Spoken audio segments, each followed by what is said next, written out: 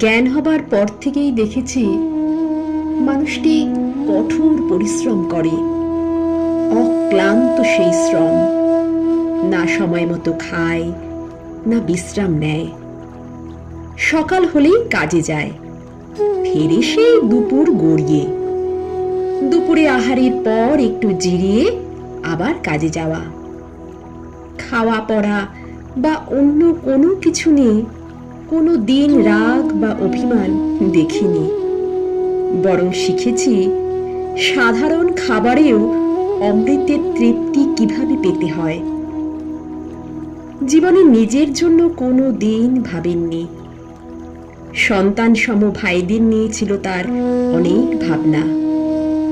পরিবারের সবার স্বাচ্ছন্দ্যের জন্য তিনি ভেবে গেছেন। আগামী দিনের সচ্ছলতাও রেখে গেছেন তার ফেলে যাওয়া ঝুলিতে। শান্ত, ভদ্র, সৎ, দায়িত্ববান আমার বাবা। বিশ্রাম কোনোদিন নিলেন না। যখন নিলেন, নির্বাক নিষ্পন্দ থেকে ধীরে ধীরে চলে গেলেন